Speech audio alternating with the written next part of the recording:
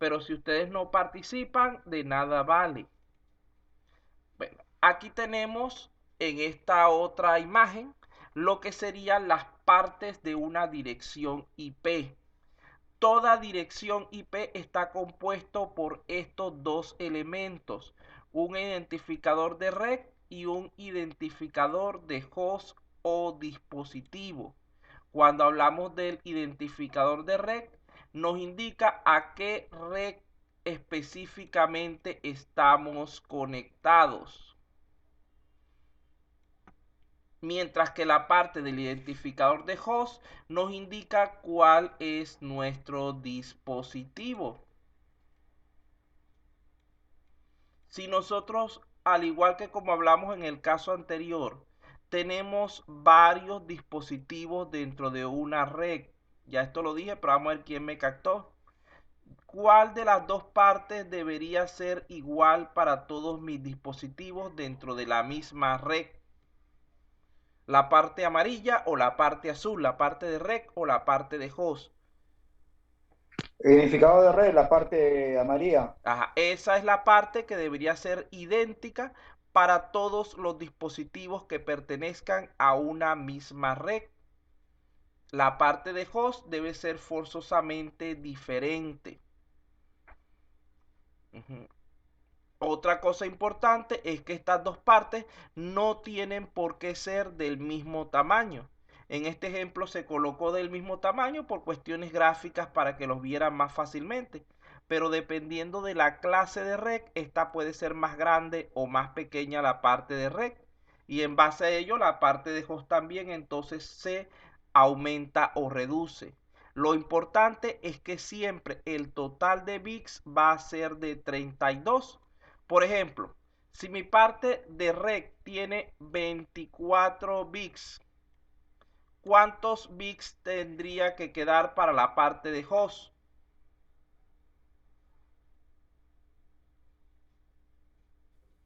8. 8, porque 24 más 8 son 32. Y el valor que yo les dé, siempre la suma debería dar 32. Por ejemplo, si mi parte de host tiene 15 bits, porque no necesariamente tiene que ser números pares o números múltiplos de 2, ¿de qué tamaño tendría que ser entonces mi parte de red? 17, muy bien. Así lo podemos ver en términos bastante sencillos.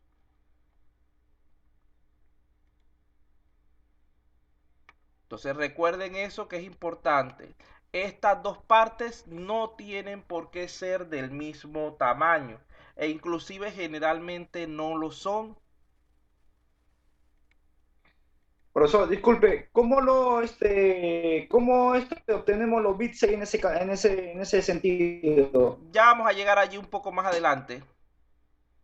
Primero está, ya creo que en la próxima diapositiva Ok, ya vemos esa información.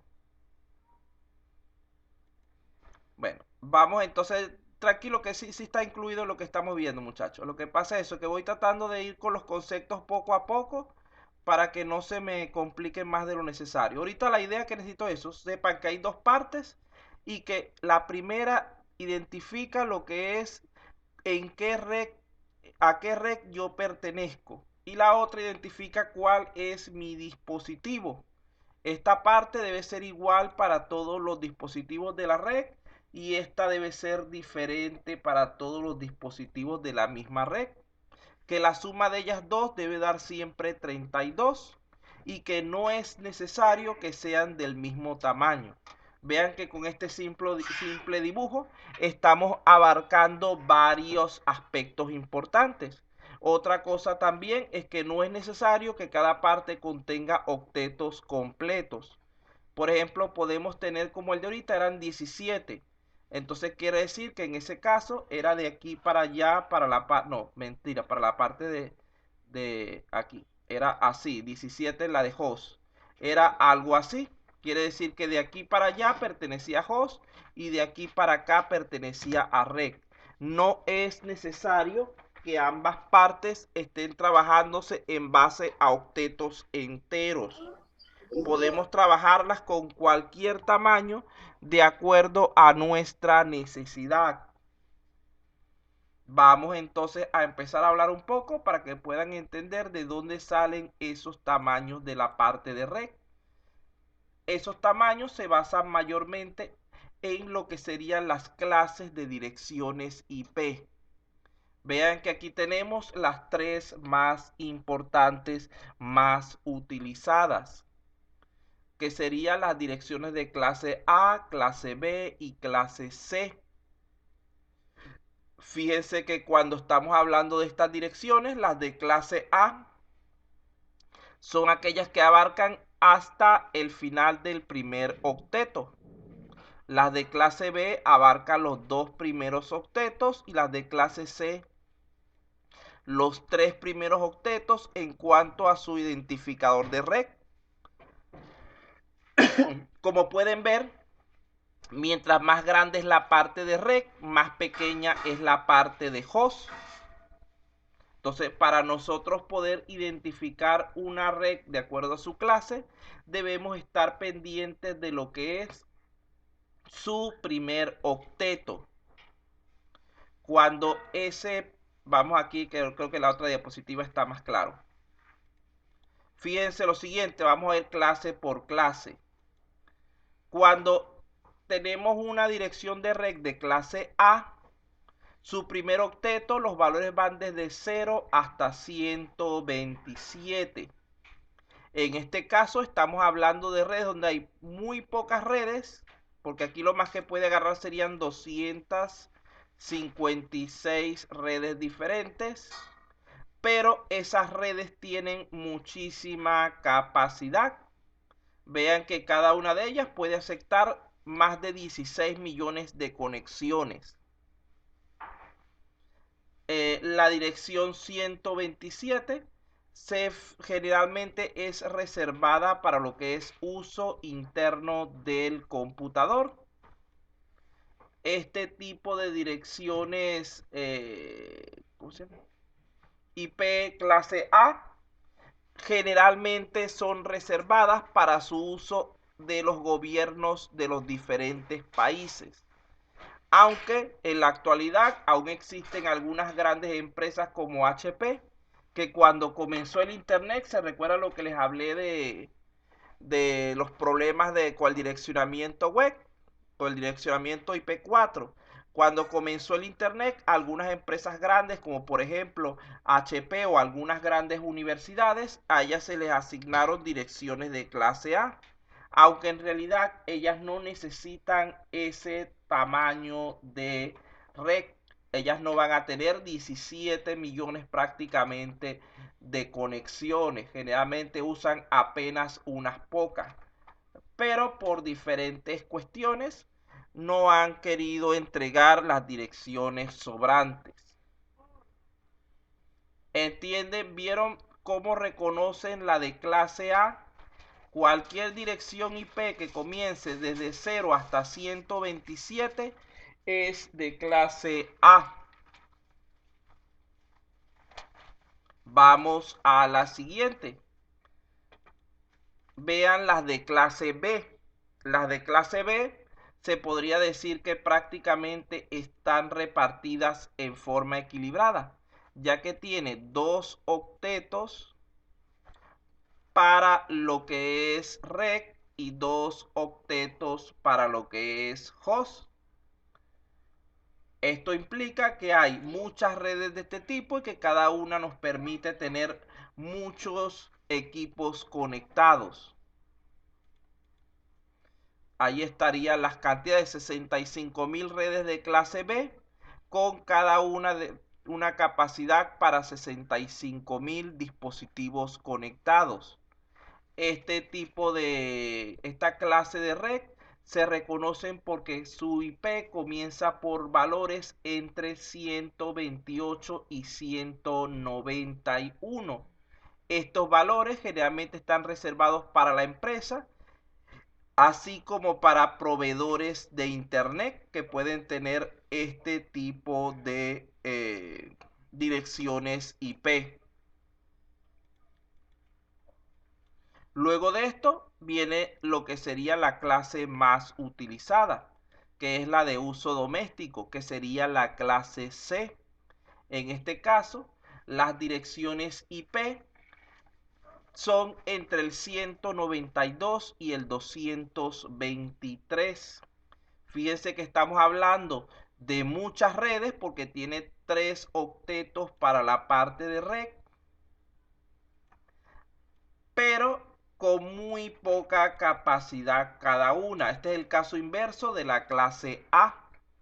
Aquí tenemos en este caso más de 16 millones de redes que se pueden construir, pero cada una con una capacidad de hasta 256 hosts, 256 dispositivos conectados. Estas redes generalmente son las de uso personal, las que terminamos trabajando ustedes y nosotros. Existen dos tipos más de redes que son menos utilizados, menos comunes. Aquí tendríamos una tabla donde reflejamos esta información completa. Tenemos, repito, las redes de tipo A, que es desde el 0 hasta el 120, hasta el 127, donde la parte del 0 hasta el 126 es reservado para los gobiernos y el 127 es para uso interno del computador.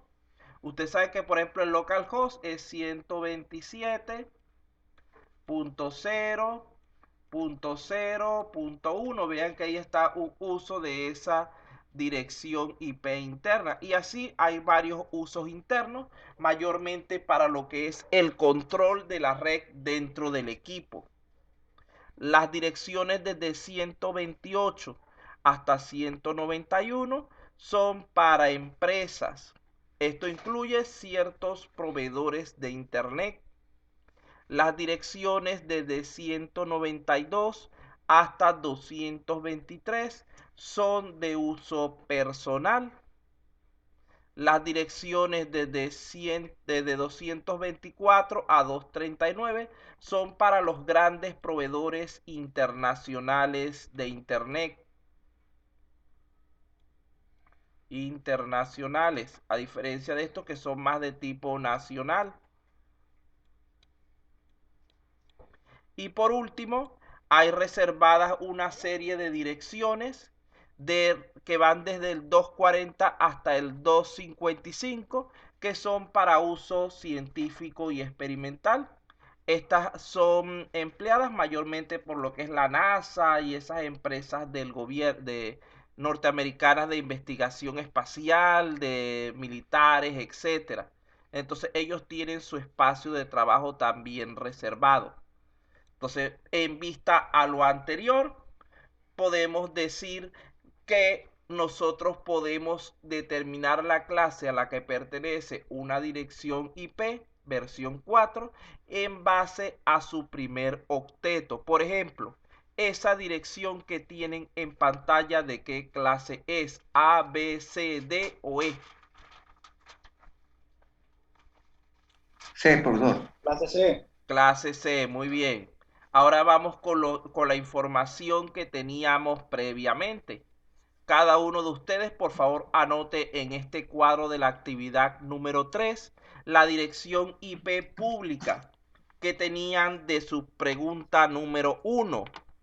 En mi caso, era 190.113. 210 y 224. Me quedó un poquito feo, pero usted lo entiende, hay 224. Vamos, antes de que me digan las de ustedes, esa dirección de tipo pública que tengo yo será clase A, clase B o clase C. Clase B. Clase B porque comienza por 190. Y recuerden que dijimos que las de clase B eran desde 128 hasta 191. ¿Alguno de ustedes tiene una dirección pública que no sea clase B?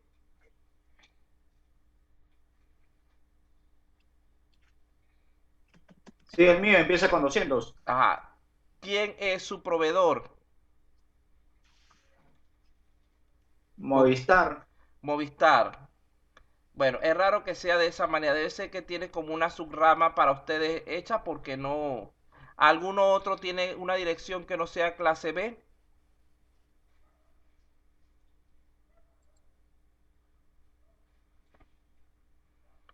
Bueno, de todas maneras, imagino que ellos internamente no están respetando Profesor, ese la tipo mía de... es C. La mía Es, es C. ese, ¿y con qué empresa trabaja? También Movistar. Movistar. Me imagino que Movistar para optimizar sus procesos decidió que le convenía más por la cantidad de clientes no trabajar con una dirección clase B, sino con una de clase C, para sectorizar mejor el servicio y proveer tal vez un mayor rendimiento, no lo sé, pero se supone que ese tipo de empresas como Movistar deberían tener direcciones de clase B. Bueno, continuamos entonces. En cuanto a su dirección IP privada, 2, 1, 6, 8, 1, 2. ¿La mía de qué clase es? Clase C. Clase C. ¿Todos ustedes tienen direcciones IP privadas clase C? Sí, sí. Sí, Sí, sí, sí. Personalmente sí. Sí, la mía sí. ahí deberían ser todos clase C porque generalmente lo de uso interno termina configurándose automáticamente por el router como una clase C, inclusive con esta misma configuración al principio, porque es como un estándar de trabajo que ya está definido para esas redes clase C domésticas. Allí podemos ver entonces algo de información respecto a nuestros casos particulares. Vamos entonces ahora a trabajar un poco con lo que sería la parte de sistemas numéricos. Recordemos que lo anterior, lo que acabamos de hablar, nos lleva a darnos cuenta acerca de la necesidad de revisar los procedimientos requeridos para la conversión de valores entre diferentes sistemas numéricos, especialmente aquellos de tipo decimal, binario, para lo que vamos a trabajar actualmente. Si trabajáramos con clase C, podríamos trabajar con hexadecimal. Con clase C, no, con IP6, perdón. E inclusive en ciertos casos puede ser útil trabajar con octal cuando estamos en redes. Pero para nuestro caso en particular, lo que más vamos a utilizar o nos vamos a limitar son a conversiones entre binario y decimal y viceversa. Yo espero ustedes se recuerdan cómo hacer eso.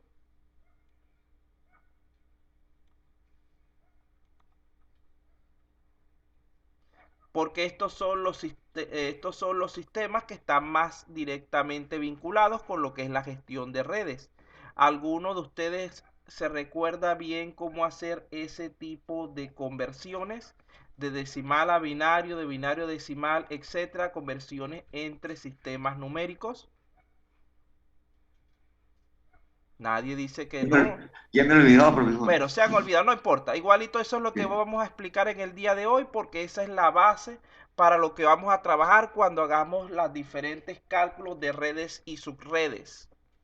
Entonces, antes de continuar con lo que sería la conversión de binario a decimal, vamos a tomar 5 minuticos de descanso para que refresquen un poco la mente porque lo que viene, muchachos, es número cálculos parejos.